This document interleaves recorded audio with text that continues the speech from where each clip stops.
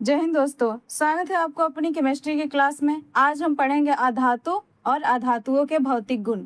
चलिए शुरू करते हैं।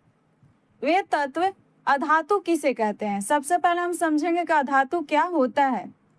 तो चलिए हम देखते हैं अधातु को। वे तत्व जिनमें धातुओं जैसे गुण नहीं होते उन्हें अधातु कहते हैं। मतलब जो जो धातु में गुण पाया जाता है वो सब गुण इसमें मौजूद नहीं रहेगा, तो हम इसे अधातु कहेंगे। एग्जाम्पल में समझ लीजिए कि अधातु में कौन कौन से गुण हो गए जो धातुओं में नहीं था। चमक नहीं होता है, धातु में चमक होता था, अधातु में चमक नहीं होगा। भंगुर टूटने वाले होते हैं, थोड़ा सा अगर आप चोट करिएगा तो अधातु टूट करके चूर चूर हो जाती है। उसी तरह उष्मा और विद्युत का कुचालक होता है, आप इसे उष्मा देंगे या विद्युत धारा प्रवाहित करेंगे तो इससे विद्युत धारा प्रवाहित नहीं होगा। इनका घनत्व सामान्य से कम होता है, इसका घनत्व बहुत कम होता है, मतलब लचीला होता है और एकदम मुलायम सा होता है अधातु। उदाहरण में आप गंधक रख सकते हैं, आयोडीन, नाइट्रोजन, ऑक्सीजन आदि। इसी प्रकार जिन तत्वों में अधातुओं जैसा गुण नहीं होते, धातु जैसा कोई गुण नहीं रहेगा, तो हो जाएगा आपका अधातु। जो हम डेली यूज करते हैं, बहुत सारी चीजें हैं जो हमारी लाइफ में जो हम यूज करते हैं वो अधातु हैं। चलिए हम इसके भौतिक गुणों को करके देख लेते हैं कि कौन कौन से भौतिक गुण होते हैं। अधातु के भौतिक गुण कह रहा है कि अधिकांश अधातु भंगुर होती है, मतलब कि जैसे आप चोट करिएगा वो क्या हो जाएगा, टूट जाएगा। उसी तरह से हमारा होता है सेकंड है कि इनकी चमक धातुओं जैसी नहीं होती है। एक चीज चमकता है इसमें, हीरा, लेकिन हीरा आपका अधातु है, ये इसमें बहुत ज्यादा चमक होती है, लेकिन आपका ये धातु नहीं है, अधातु है। इसी तरह से उष्मा और विद्युत का क्या होगा, कुचालक होता है, अधातु। इसका गलनांक और क्वथनांक सामान्य से कम होता है, बहुत जल्दी ये पिघल जाता है और वाष्प भी बन जाता है। इसकी घनत्व धातुओं के तुलना में बहुत कम होती है। इसी तरह से इसकी अवस्था देख लीजिए। पहला है इसका भौतिक अवस्था, गुण का पहला गुण है भौतिक अवस्था, भौतिक गुण का ठोस अवस्था। तो देखिए धातुएं भी ठोस अवस्था में पाई जाती थी, अधातुएं भी ठोस अवस्था में पाई जाती है, जैसे में आप रख सकते हैं सल्फर, कार्बन और फास्फोरस, ये ठोस अवस्था में पाई जाती है। द्रव अवस्था में कोई भी ऐसा अधातु नहीं है जो द्रव अवस्था में पाया जाता है, लेकिन बाई चांस कोई धातु आपको मिल जाएगा एक्सेप्शन में, जो आपको कौन सी अवस्था में मिलेगा, तो आपको मिल जाएगा वो द्रव अवस्था में। तो इसका एकमात्र एग्जाम्पल है ब्रोमीन।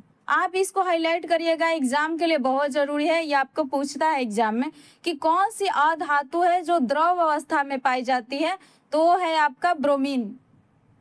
आगे है गैस में, तो गैस में भी बहुत ज्यादा अधातुएं गैस अवस्था में पाई जाती है, जैसे हम डेली यूज करते हैं ऑक्सीजन, कार्बन डाइऑक्साइड, नाइट्रोजन, ये सारी अधातुएं हैं, लेकिन ये गैस अवस्था में पाई जाती है। तो अधातुएं सामान्यतः गैस और ठोस अवस्था में पाई जाती है, लेकिन एक मात्र अधातु है अपवाद में ब्रोमीन, जो आपका लिक्विड अवस्था में पाई जाती है, जो द्रव अवस्था में पाई जाती है। इससे पता चलता है कि मतलब अधातुएं तीनों अवस्था में पाई जाती है। नेक्स्ट देख लीजिए गुण कौन सा है, तो अगला है भंगुरता। आपने धातु में भी भंगुरता को पढ़ा होगा कि धातुएं भंगुर नहीं होती है, उसे आप पीट के चादर बना सकते हैं, लेकिन अधातुएं क्या होती है, बहुत ज्यादा भंगुर होती है। जैसे आप इसमें चोट करिएगा या आप पीटेंगे या दबाएंगे, खरोचेंगे, तो ये क्या हो जाएगी, टूट जाती है, ये टूट जाती है, बहुत ज्यादा कमजोर होती है। तो अधातुएं भंगुर होती है, आघात वर्धनीय भी नहीं होती है। चोट अगर करिएगा तो ये टूटकर बिखर जाएगी, तन्य भी। अगर इसे सोचेंगे आप कि हम खींचकर तार में कन्वर्ट कर सके, तो अधातुएं का तार नहीं बनाया जा सकता है। आप यहाँ एग्जाम्पल में देख लीजिए, गंधक ले लीजिए, फिर ले लीजिए यहाँ आपका कोयला, तो देखा होगा हम लोग जो कोयला जलाते हैं कितना भंगुर होता है। जैसे हम लोग हथौड़ा किसी चीज से मारते हैं पूरा बिखर जाता है टूट करके। इसी तरह से ग्रेफाइट है हमारा, जो हम पेंसिल में उपयोग करते हैं, कितनी मुलायम होती है, जल्दी से टूट जाता है। अधातुओं की भंगुरता के कारण ये टूट जाती है, तार या चादर में परिवर्तित नहीं किया जा सकता है अधातु को। नेक्स्ट हमारा गुण है चमक। तो आपको भी पता है कि धातु के अंदर चमक पाया जाता था, लेकिन अधातु के अंदर चमक नहीं पाया जाता है। लेकिन सब अधातु ऐसी नहीं है, कुछ कुछ अधातुओं के अंदर भी चमक पाया जाता है। जैसे में आप एग्जाम्पल रख सकते हैं, गंधक के अंदर ऐसा रेशमी चमक होती है, हल्का ये चमकता रहता है रेशमी कलर का। कोयला भी आप देखे होंगे, बड़ा बड़ा सा चट्टान जब घरों में आता है तो हम उसको ऊपर देखते हैं, लगता है कोई चीज का पॉलिश चढ़ा हुआ है, लाइट मारता है।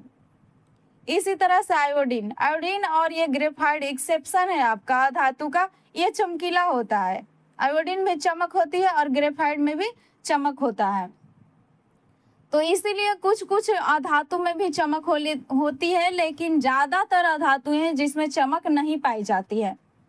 नेक्स्ट गुण है हमारा ऊष्मा और विद्युत चालकता। तो आपको भी पता है कि अधातु के अंदर कोई ऐसा ऊष्मा और विद्युत चालकता नहीं पाई जाती है, इससे आप करंट पार नहीं कर सकते हैं, ये बहुत स्लो काम करता है। तो ऊष्मा का चालकता, ये ऊष्मा का भी बहुत कम चालक होता है, ऊष्मा को ऑब्जर्व नहीं कर पाता है, जैसे कोयला, आयोडीन, ये सब कांच वगैरह, या और इससे विद्युत तो बिल्कुल पार नहीं होता है। लेकिन एक एक्सेप्शन है जो आपको याद रखना है एग्जाम के लिए, वो है ग्रेफाइट। ग्रेफाइट एक अधातु है। क्या है? यह अधातु है, विद्युत का चालक होता है। इसका उपयोग रॉड, ब्रश, बैटरी आदि में किया जाता है। आपने देखा होगा गलती से भी आप कभी जो पेंसिल होता है उसको दोनों छोरों को छिल करके इलेक्ट्रिसिटी में नहीं लगाइएगा, नहीं तो उससे बिजली पार हो जाती है और उसे आप मार सकता है आपको लाइन। नेक्स्ट है हमारा द्रवणांक और क्वथनांक अधातु का। अधातुओं का द्रवणांक मतलब कि गलनांक एवं क्वथनांक सामान्यतः कम होती है, बहुत कम होता है द्रवणांक और इसका गलनांक। मतलब बहुत ज्यादा गल जाएगा या पिघल करके वाष्प के रूप में परिवर्तित हो जाता है। तो ये जल्दी पिघलेगा और जल्दी उबल जाएगा, वाष्प बन जाएगा। तो यही होता है कि अगर कमरे के ताप पर भी अधातु को रखेंगे 25 डिग्री पर तो ठोस रहती है, लेकिन इसको अगर गर्म करेंगे तो जल्दी ये गैस बन जाएगा या लिक्विड अवस्था में चेंज हो जाता है। तो आप इसका एग्जाम्पल में रख लीजिए, 115 डिग्री पर आपका सल्फर पिघल जाता है, उसी तरह से आयोडीन भी पिघल जाता है 114 डिग्री पर। 44 डिग्री पर आपका ये फास्फोरस पिघल जाता है। इसी तरह से क्वथनांक भी इसका बहुत कम होता है, मतलब तुरंत भाप बन जाएगा। 444 डिग्री पर आपका भाप बनने लगता है सल्फर, उसी तरह आयोडीन है और आपका फास्फोरस है। तो कह रहा है कि अधातुओं के द्रवणांक और क्वथनांक बहुत कम होता है, जल्दी द्रवावस्था में बदल जाएगा, गैस में परिवर्तित हो जाएगा। इसी तरह से हमारा देखिए यहाँ एक्सेप्शन में ग्रेफाइट है। अधातु होते हुए बहुत उच्च गलनांक है, इसका जल्दी से नहीं पिघलता है। आप सोचिएगा कि हम ग्रेफाइट रख लें और उसे हीट दे दें और तुरंत भर में गल जाए, नहीं गल पाता है। इसका देख लीजिए 3550 डिग्री सेल्सियस इसका टेम्परेचर पहुंचेगा, तब जाकर ये गलना शुरू करता है। तो ये है आपका एक्सेप्शन में कि ग्रेफाइट अधातु होते हुए भी इसका गलना द्रवणांक बहुत ज्यादा हाई है। तो ये एग्जाम के लिए बहुत जरूरी है आपका। नेक्स्ट है आपका कठोरता। कह रहा है कि अधातु कठोर नहीं होती है। आपको भी पता है कि जैसे हथौड़े को चोट मारिएगा अधातु क्या हो जाती है, जल्दी से टूट जाती है, क्योंकि ये बहुत मुलायम होता है। कह रहे बल्कि मुलायम एवं भंगुर हो जाती है, जल्दी से टूट जाएगा या फूट जाएगा, ये आसानी से खरोचे या तोड़े जा सकते हैं। सल्फर गैस का आपका बारूद मुलायम होता है, नाखून से भी इसे आप खरोच सकते हैं। इसी तरह से आयोडीन भी बहुत भंगुर होता है, दबाइएगा तो ये चूर चूर हो जाएगा। फास्फोरस भी बहुत मुलायम होता है। ग्रेफाइट तो आपने देखा होगा, हम लोग पेंसिल छिलते छिलते कितनी बार टूट जाता है, तो ये बहुत भंगुर होता है, अधातु है, तुरंत टूट जाता है। कार्बन का एक अपरूप है, देखिए हीरा, दुनिया का सबसे कठोर पदार्थ है हीरा। ये अधातु है लेकिन इतना कठोर है कि इसके इतना कोई भी पदार्थ दुनिया में कठोर ही नहीं है। तो यह है हीरा, प्रकृति का सबसे कठोर पदार्थ। तो ये है आपका एक्सेप्शन में, अपवाद में है। ये कांच से भी काटा जा सकता है, इतना कठोर है कि इसके काटने के लिए आपको कांच की जरूरत पड़ती है, ये बहुत कठोर होता है। तो ये अपवाद में है हीरा। कह रहा है कि अधातु सामान्यतः कठोर नहीं होते, मतलब ज्यादा अधातु देखिएगा तो जल्दी टूट जाता है, लेकिन एक हीरा ही है जो बहुत ज्यादा कठोर होता है। उसी तरह से आप देख लीजिए नेक्स्ट गुण कौन सा है। अगला है आपका घनत्व, डेंसिटी। कह रहा अधातुओं का घनत्व सामान्यतः कम होता है, अर्थात समान आयतन में इसका द्रवणांक कम होता है, घनत्व इसका बहुत कम होता है। इस कारण ये हल्के होते हैं। आपको अधातु बहुत हल्का होगा, आप इसे जल में डालेंगे धातुओं को तो ये आपको तैरने लगेगा। मतलब कि ऊपर ऊपर तैरने लगेगा जब आप अधातुओं को पानी में डालेंगे तो। आप ग्रेफाइट को भी डाल के देख सकते हैं, और सारी चीजें हैं आप डाल के देख सकते हैं, वो आपको तैरने लगता है। यहाँ एग्जाम्पल में देख लीजिए, आयोडीन है, गंधक, फास्फोरस, कोयला, और ये है आपका हाइड्रोजन। यहाँ पर आपका देख लीजिए कि हाइड्रोजन जो है ना, इसका घनत्व ज्यादा होता है। हाइड्रोजन का घनत्व लगभग इतना होता है, जो सबसे कम या बहुत हल्का गैस है। तो सबसे हल्का गैस है, मतलब ज्यादातर आपको घनत्व क्या है, अधातु का बहुत कम होता है, आपके पानी के ऊपर ये तैरने लगता है। कह रहा है कि यहाँ नोट में देखिए, अधातुओं का घनत्व धातुओं की तुलना में बहुत कम होता है। अधातु जैसा हीरा का घनत्व अधिक है, तो हीरा का घनत्व अधिक होगा, ये एक्सेप्शन है, अपवाद में है कि हीरा का घनत्व क्या होगा, ज्यादा होगा। यह अधातु होते हुए भी इसका घनत्व ज्यादा है, नहीं तो ज्यादातर अधातुओं का घनत्व क्या होता है, बहुत कम होता है। नेक्स्ट है आपका ध्वनि। आप देख लीजिए, अब है आपका ध्वनि। तो आप देखिए कि जितने अधातु हैं उसमें कोई ज्यादा विशेष ध्वनि नहीं होता है। आप उसे पीट कर देखिएगा तो अजीब सा आवाज करेगा और टूट जाएगा, उसमें कोई टन की आवाज नहीं होती है। अधातु ध्वनि का कुचालक होता है, अर्थात इसके द्वारा ध्वनि का संचरण बहुत कम होता है, बहुत कम ध्वनि निकलता है, यह नहीं के बराबर होता है, कभी जब ये होगा ही नहीं। इस कारण अधातुओं को चोट करने से ये आवाज उत्पन्न नहीं करता है, इसमें से कोई आवाज नहीं बाहर निकलेगा। इसी तरह है आपका गंधक। गंधक को चोट करेंगे तो आप ये कोई ध्वनि नहीं निकलेगा, ये टूट जाएगा। आयोडीन है आपका, फिर है उदाहरण है फास्फोरस, कोयला और रबर।